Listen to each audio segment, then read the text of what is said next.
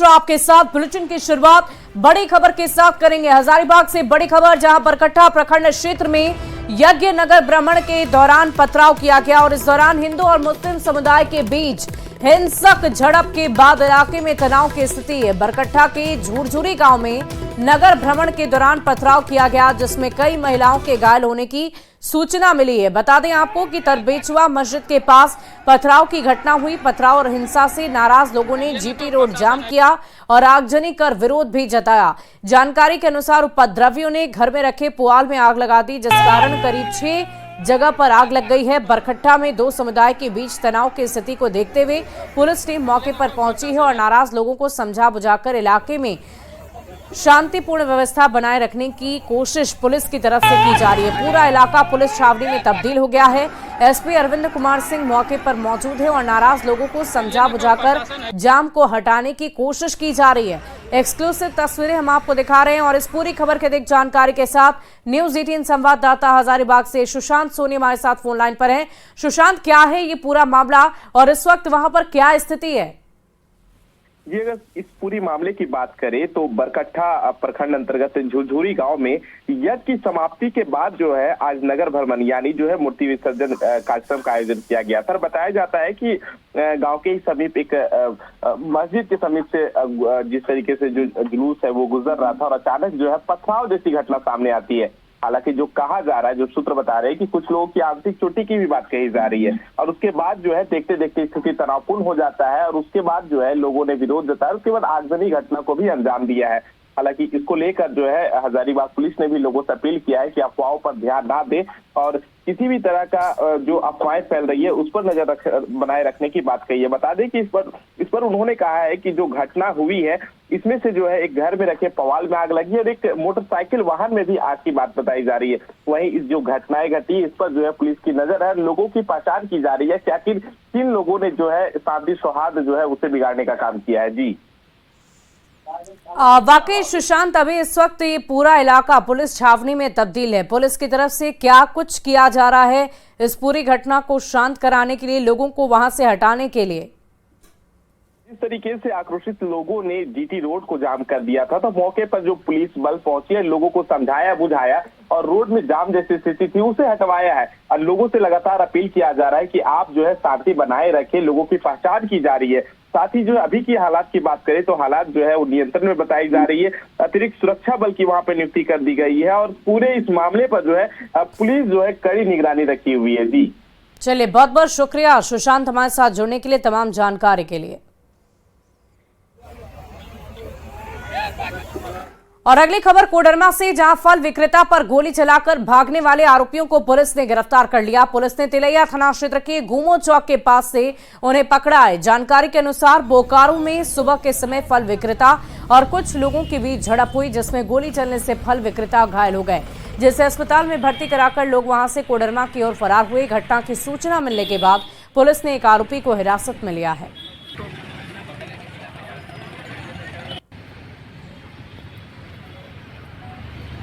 Sir Bokaro से sir shooter लोग भागे हैं सर, तो कितने लोग गिरफ्तार हुए हैं सर? पूछताछ चल रही है ना सर, इसमें बिहार पुलिस के भी कुछ लोग के शामिल होने की बात आई है। पूछताछ चल रही है, हम लोग डिटेन किए हैं। तो सर कितने लोग हैं? कितने लोग हैं? पूछताछ कर रहे हैं, अभी आपको ब्रीफ कर दिया जाएगा। तो सर ये तो बता दिए कि कितने लोग हैं।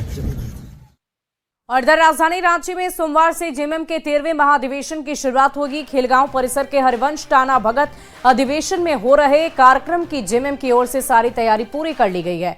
महाधिवेशन में करीब 4000 से अधिक कार्यकर्ताओं के आने की उम्मीद जाहिर की जा रही है और इसमें झारखंड के साथ बिहार, बंगाल, छत्तीसगढ़ से जेएमएम नेता कार्यकर्ता शामिल होंगे। माना जा रहा है कि इस अधिवेशन में कल्पना सोरेन को बड़ी जिम्मेदारी दी जा सकती है। साथ ही केंद्रीय अध्यक्ष और केंद्रीय समिति के सदस्यों का भी चुनाव किया जाएगा। कोर्ट कम से कम बुक करो। झारखंड से जो प्रतिनिधि हैं उसके अलावा देश के अन्य राज्यों से भी प्रतिनिधि भाग ले रहे हैं और उसकी कुल संख्या 4000 है। लगभग 4000 प्रतिनिधि पार्टी के इस महाधिवेशन में भाग लेंगे और ये महाधिवेशन कल 11 बजे प्रारंभ होगा। माननीय गुरु जी की उपस्थिति रहेगी, हेमंत सोरेन जी रहेंगे, पार्टी के सारे जो पदाधिकारी हैं, केंद्रीय समिति के जो सदस्यगण हैं और जो जिले से प्रतिनिधि जो आ रहे हैं उन सारे लोगों की उपस्थिति यहाँ पर होगी। चरणबद्ध एक प्रक्रिया जो हमेशा चलती आ रही है और आगे भी चलती रहेगी, और संशोधन जो भी कुछ रहते हैं पार्टी के या कुछ डिस्कशंस के पॉइंट्स रहते हैं, वो सभी चीजों को जो है एक बार संविधान में फिर से चर्चा करके लाया जाता है। तो ये एक नॉर्मल प्रक्रिया मैं कह सकता हूं कि जो कि पार्टी में हमेशा होती रहती है। झारखंड मुक्ति मोर्चा अपने महाधिवेशन की अंतिम तैयारी कर रही है। 13वें महाधिवेशन को लेकर लगातार झारखंड मुक्ति मोर्चा के कार्यकर्ता मॉनिटर भी कर रहे हैं कि किस तरीके से 2 दिवसीय इस कार्यक्रम को सफल बनाया जाए। 14 और 15 तारीख को आयोजित इस महाधिवेशन की तैयारी सबसे पहले हम आपको दिखाते हैं कि मंच सजकर तैयार है। इस मंच पर झारखंड के मुख्यमंत्री हेमंत सोरेन होंगे, इसके साथ साथ शिबू सोरेन भी होंगे। 13वें अधिवेशन के बारे में बताते हुए झारखंड मुक्ति मोर्चा के कार्यकर्ता कहते हैं कि राज्य भर से जितने भी झारखंड मुक्ति मोर्चा के कार्यकर्ता यहाँ पहुंचने वाले हैं, उन्हें ठहरने और रहने की व्यवस्था जो है वो झारखंड मुक्ति मोर्चा ने की है। हजारों की संख्या में झारखंड मुक्ति मोर्चा के कार्यकर्ता यहाँ पहुंचेंगे और ये अधिवेशन इस वजह से भी खास हो जाता है क्योंकि कल्पना सोरेन को राजनीति में आने के बाद पहली दफा झारखंड मुक्ति मोर्चा अधिवेशन कर रही है और इस अधिवेशन में कल्पना सोरेन को एक बड़ी जिम्मेदारी भी हेमंत सोरेन की सरकार और उसके साथ साथ झारखंड मुक्ति मोर्चा सौंप सकती है। Baba Saheb doctor Bhimrao Ambedkar Harivansh Tana Bhagat indoor stadium का ये परिसर है और आप देखिए कि पूरा परिसर जो है वो सज धज कर तैयार हो चुका है। कल सुबह के 11 बजे का वो समय निर्धारित किया गया है जब महाधिवेशन की जो शुरुआत है वो हो जाएगी। 2 दिवसीय इस महाधिवेशन के दौरान जो झारखंड मुक्ति मोर्चा का संविधान है उसमें भी कुछ बदलाव इस बार देखने को मिल सकता है। यानी झारखंड मुक्ति मोर्चा अपने कार्यकर्ताओं और जिला अध्यक्षों पर अधिक बल देते हुए संगठन मजबूतीकरण की ओर इस बार कदम बढ़ाने वाली है। कैमरा पर्सन संजीव तिवारी के साथ गौरव झा, न्यूज़ 18 रांची। इधर 14 अप्रैल से जेएमएम के 2 दिवसीय अधिवेशन की रांची में शुरुआत होने जा रही है और इसमें राजनीतिक प्रस्ताव पारित होंगे। साथ ही केंद्रीय कमेटी के सदस्यों का भी चुनाव होगा। माना जा रहा है कि अपनी काबिलियत का लोहा मनवा चुकी कल्पना सोरेन को पार्टी की कमान या फिर कोई बड़ा पद दिया जा सकता है। इस बीच बीजेपी ने परिवारवाद के मुद्दे पर तंज कसा, जिस पर जेएमएम ने नाराजगी जाहिर करते हुए पलटवार किया है। पूरी खबर जानिए इस रिपोर्ट में।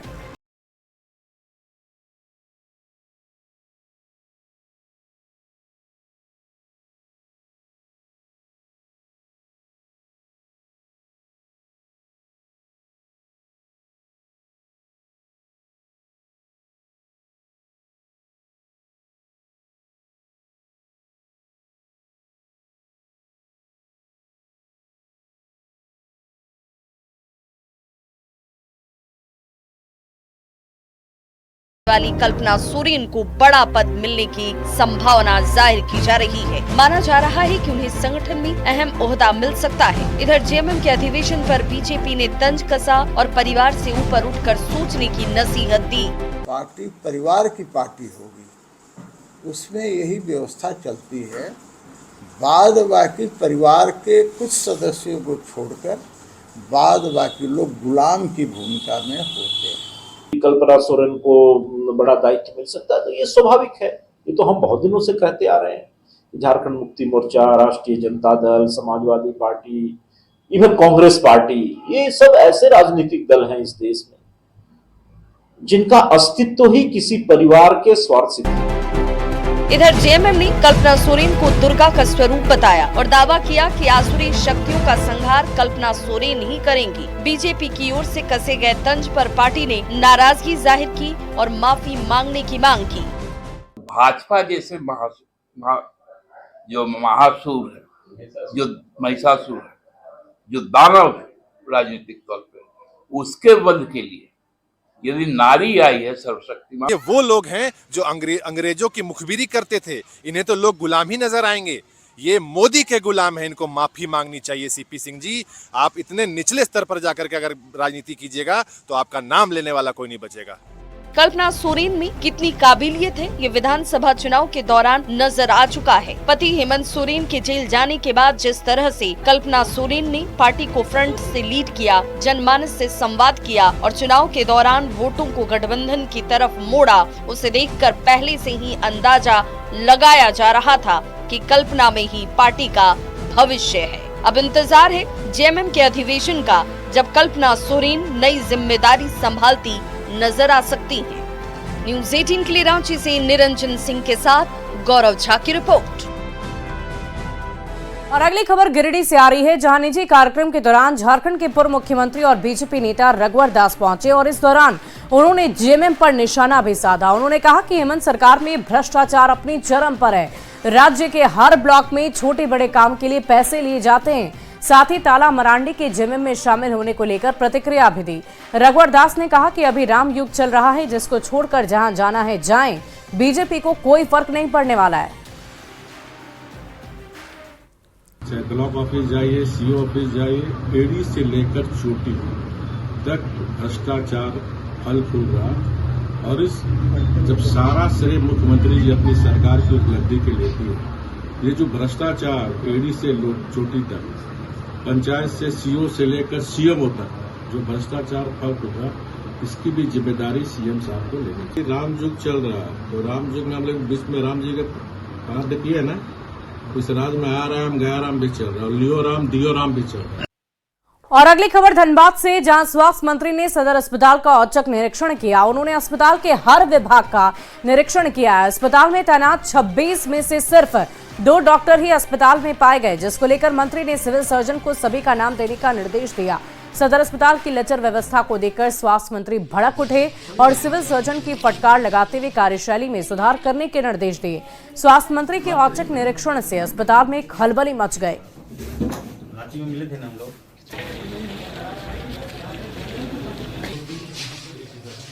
कुछ लैप्सेस तो मिला है, लेकिन मैं इसको ठीक करूंगा। मैं सीएस भी यहाँ पर हैं, डॉक्टर्स भी हैं। मैं अभी पता कर रहा हूँ कितने डॉक्टर्स हैं यहाँ पर, कितने पोस्टेड हैं, और गायनी में कितने डॉक्टर्स हैं। तो ओवरऑल अभी काम भी चल रहा है हॉस्पिटल में। धनबाद स्वास्थ्य मंत्री डॉक्टर इरफान अंसारी आज निजी अस्पताल वैक्सीन सेंटर का उद्घाटन करने पहुंचे थे, और उद्घाटन के बाद स्वास्थ्य मंत्री धनबाद सदर अस्पताल पहुंचे और औचक निरीक्षण यहां पर किया है। औचक निरीक्षण के दौरान कई खामियां पाए हैं और इसे लेकर उन्होंने नाराजगी भी जताई। स्वास्थ्य मंत्री ने कहा कि स्वास्थ्य विभाग उनका है और जो खामियां उन्होंने देखा है वह तो मीडिया को नहीं बताएंगे, लेकिन वह इस बात को स्वीकार करते हैं कि सदर अस्पताल में मरीजों के लिए जो सुविधाएं होनी चाहिए वह यहां पर उपलब्ध नहीं है। वहीं निरीक्षण के दौरान अधिकांश डॉक्टर गायब पाए गए और जिसे लेकर उन्होंने नाराजगी भी जताई है।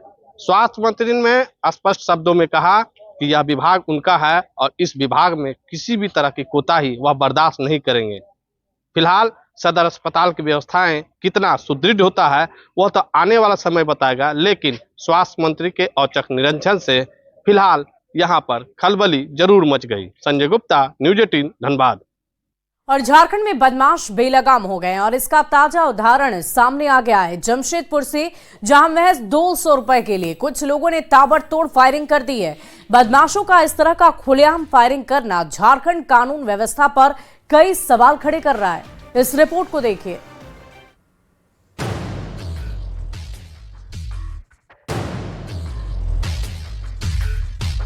सीसीटीवी में कैद इन तस्वीरों को देखिए, कैसे खुलेआम कुछ बदमाश फायरिंग कर रहे हैं। इनके अंदर ना तो कानून का डर नजर आ रहा है और ना ही किसी सजा का। बदमाश बेलगाम होकर फायरिंग कर रहे हैं। ये तस्वीरें हैं जमशेदपुर की, जहां के जुगसलाई के शिवघाट के पास बदमाशों ने घटना को अंजाम दिया और फायरिंग की वजह थी महज 200 रुपए। दरअसल दुकानदार ने 200 रुपए की मांग की, जिसके बाद 12 से 15 लोगों की भीड़ दुकान पर आई, ताबड़तोड़ फायरिंग करने लगी। हालांकि स्थानीय लोगों को देखकर बदमाश मौके से फरार हो गए, लेकिन घटना के बाद पूरे इलाके में डर का माहौल है। शहर में खुलेआम हुई फायरिंग की सूचना जैसे ही पुलिस को मिली, पुलिस तुरंत मौके पर पहुंची और घटनास्थल से 4 खोखा 3 जिंदा कारतूस बरामद कर लिया। दुकानदार की शिकायत पर पुलिस मामले की जांच कर रही है और जल्द आरोपियों की गिरफ्तारी के लिए छापेमारी जारी है। एक तो गरीब नवाज कॉलोनी में रमजान नाम का लड़का है जो लिखित आवेदन दिया है इस संबंध में। तो उस लड़के आए थे, फायरिंग वायरिंग हुआ, हम लोग उसमें अगर जांच कर रहे हैं। जांच में जो आएगा, अगर ये वरीय पदाधिकारी के दिशा निर्देश मिलता है हम लोग आगे काम करेंगे। एक आवेदन आया है इस तरह का, उसमें हम लोग देख रहे हैं।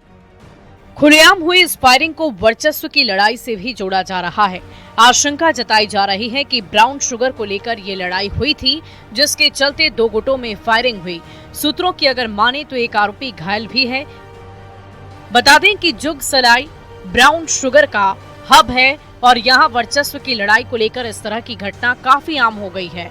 लगातार हो रही ये घटनाएं ये साबित करती हैं कि बदमाशों के मन से पुलिस का डर पूरी तरह से खत्म हो चुका है। जमशेदपुर से न्यूज़ 18 संवाददाता आशीष तिवारी के साथ ब्यूरो रिपोर्ट। बढ़ते आगे अगली खबर चाईबासा से, जहां के प्रसिद्ध सिद्धपीठ मां भगवती केरा मंदिर में चैत्र मेले का आयोजन हो रहा है और मेले में मेढ़ जलार्पण और पूजा अर्चना के लिए हजारों की संख्या में भक्तजन पहुंच रहे हैं। और अधिक जानकारी दे रहे हैं न्यूज़ 18 संवाददाता रुपेश प्रधान। कोल्हान के प्रसिद्ध सिद्धपीठ के नाम से प्रसिद्ध पश्चिमी सिंहभूम के चक्रधरपुर क्षेत्र में स्थित मां भगवती केरा मंदिर परिसर में आज और कल 2 दिन प्रसिद्ध चैत्र मेला का आयोजन हो रहा है। ये केरा मंदिर परिसर है, आप यहाँ देख रहे हैं। यहाँ आज हजारों की संख्या में श्रद्धालु यहाँ पहुँच रहे हैं और आज 250-300 वर्ष से जो मेढ़ू जलार्पण की परंपरा और पूजा अर्चना होती है उसको लेकर यहाँ पर आज हजारों की संख्या में लोग पहुँच रहे हैं और पूजा अर्चना कर रहे हैं। लोग यहाँ पर माता के प्रति लोगों की कोल्हान के पश्चिमी सिंहभूम, सरायकेला खरसवां और पूर्वी सिंहभूम सभी क्षेत्रों में से लोग यहाँ पर पहुँचते हैं और यहाँ पर पूजा अर्चना करते हैं। मैंने बचपन से सुनता है कि यहाँ भी जो भी मांगे हमारी होती है पूरी, वो हमेशा पूरी होती है। कोई भी मांग है जो अगर श्रद्धालु श्रद्धा से पूजा करते हैं तो उनकी मतलब मन्नत जरूर पूरी होती है, ऐसा मान्यता है इस मंदिर की। आज का दिन बहुत दूर दराज से भक्तजनों का आगमन हमारा केरा मंदिर में होता है और भीड़ को कंट्रोल करने में हमारे प्रबंधन समिति की ओर से पूरा प्रयास किया जाता है, किसी की असुविधा ना हो, किसी का दिक्कत ना हो। में श्रद्धालु आज दिन भर यहाँ पर मेढ़ू जलार्पण कर रहे हैं और इसके साथ ही पूजा अर्चना कर रहे हैं। ये शाम तक ऐसे ही यहाँ पर मंदिर में भीड़ लगा रहेगा और कल जो कालिका घाट आता है वो करीब 5 बजे सुबह शुरू होता है। यहाँ से करीब 1 किलोमीटर दूर से आता है, लेकिन रास्ते भर पूजा अर्चना होता है और करीब यहाँ 2 बजे यहाँ कालिका घाट मंदिर में प्रवेश करता है और उसके बाद जो भोक्ता हैं उनके द्वारा इस मंदिर परिसर में यहाँ पर कांटों और अंगारों पर कांटों में लेटकर और अंगारों में चलकर अपनी हठ भक्ति का वो प्रदर्शन करते हैं। रुपेश प्रधान, न्यूज़ 18 चाईबासा। और राजधानी रांची में पंजाबी हिंदू बिरादरी की ओर से बैसाखी उत्सव का आयोजन किया गया। बैसाखी उत्सव में बीजेपी विधायक सीपी सिंह के साथ साथ झारखंड के डीजीपी अनुराग गुप्ता भी शामिल हुए। इस कार्यक्रम में मुंबई के मल्होत्रा सिस्टर ने गीत और संगीत के माध्यम से लोगों को खूब झुमाया है। पंजाबी हिंदू बिरादरी के सदस्य अरुण चावला ने कहा कि पहली बार पंजाबी हिंदू बिरादरी की ओर से बैसाखी का इतना बड़ा आयोजन हो रहा है। उन्होंने कहा कि खुले विचारों वाले पंजाबी समाज के लोग बैसाखी बड़े उत्साह के साथ मनाते हैं।